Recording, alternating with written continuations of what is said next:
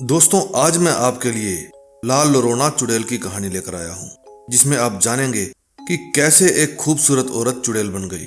तो बिना समय गवाए कहानी को शुरू करते हैं।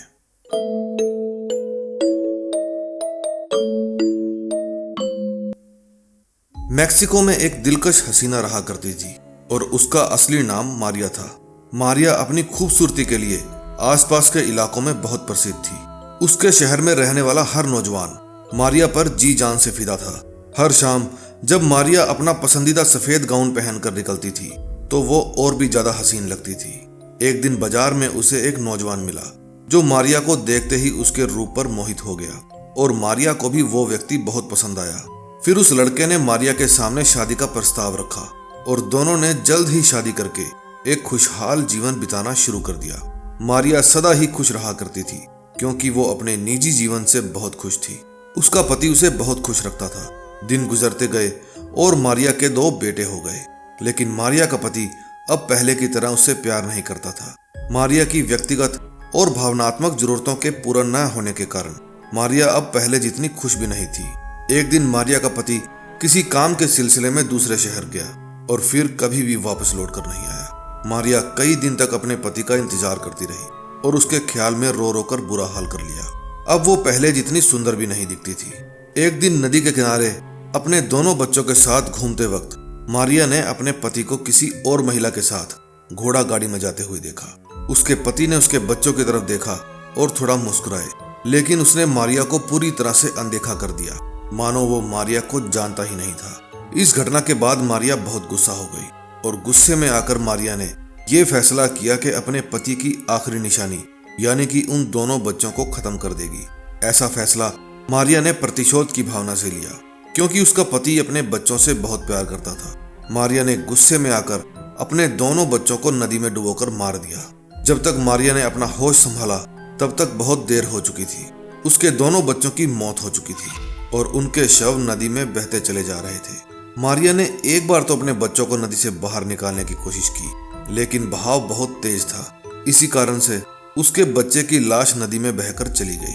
अब मारिया को अपने किए पर बहुत अफसोस था। अपने किए पर शर्मिंदा और दुखी होने के कारण कुछ ही दिनों बाद मारिया की भी मौत हो गई।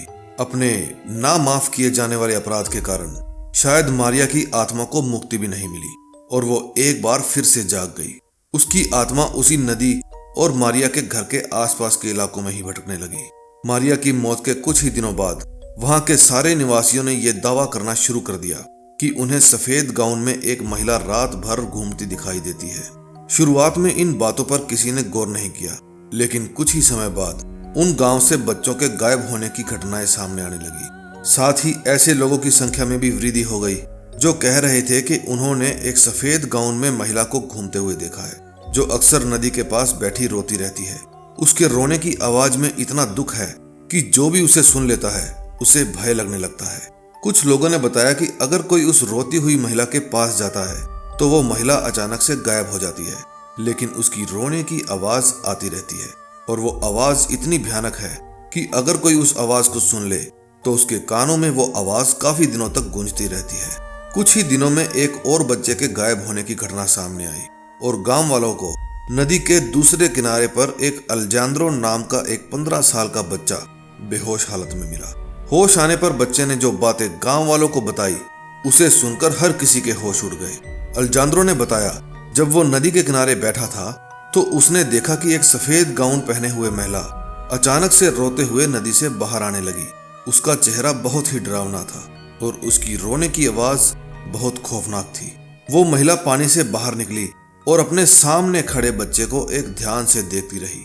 उस महिला के देखने मात्र से वो बच्चा उसकी तरफ खिंचता चला गया और देखते ही देखते वो बच्चा उस महिला के पास पानी में पहुंच गया। वो महिला रोती रही और उस बच्चे को लेकर पानी में चली गई। देखते ही देखते वो महिला गायब हो गई। फिर थोड़ी देर बाद उस बच्चे का शव पानी के ऊपर दिखाई देने लगा और पानी का बहाव उसके शरीर को अपने साथ बहा कर ले गया। ये देख अल्जेंद्रो बहुत ज्यादा डर गया और वहीं पर बेहोश होकर गिर पड़ा। इस घटना के बाद वहां के लोग समझ गए कि हो ना हो इस घटना का कारण मारिया की भटकती आत्मा ही है, क्योंकि वो आत्मा हमेशा रोते हुए ही दिखाई देती थी। इसलिए वहां के लोगों ने इस आत्मा का नाम लाल लोरोना रख दिया। इसका इंग्लिश में मतलब है द वीपिंग वुमन, यानी रोती हुई महिला। और तभी से ला लोरोना का खौफ पूरे मैक्सिको पर हावी हो गया। एक समय ऐसा भी आया जब लोग अपने बच्चों को घर से बाहर तक नहीं निकलने देते थे। ला लोरोना के खौफ से सन 1960 तक भी मैक्सिको के कुछ भागों में महिलाएं अपने बच्चों को स्कूल तक भेजने से कतराती थी, क्योंकि ला लोरोना के खौफ का शिकार छोटी उम्र के बच्चे ही हुआ करते थे। लोगों का मानना है कि ला लोरोना की आत्मा आज भी अपने अगले शिकार की तलाश में घूम रही है। लोगों का यह भी कहना है कि ला लोरोना आज भी अपने बच्चों को ढूंढ रही है, और जब भी उसे कोई अपने बच्चों की उम्र का कोई बच्चा दिखाई देता है तो वो उसके पास जाती है, लेकिन जब वो देखती है कि वो उसका बच्चा नहीं है तो उस बच्चे को मार देती है और फिर वहां से गायब हो जाती है। कुछ लोग कहते हैं कि जो भी ला लोरोना को देख लेता है उसका बुरा समय शुरू हो जाता है। इस बात में कितनी सच्चाई है ये तो शायद कोई नहीं जानता, लेकिन इस बला की खूबसूरती में लिपटी मौत के बारे में सुनकर एक भयानक खौफ मन में बैठा रहता है। तो दोस्तों, आपको इस ला लोरोना की कहानी कैसी लगी कमेंट बॉक्स में जरूर बताएं। क्या वाकई ला लोरोना एक कहानी है या फिर कोई सच्ची घटना है?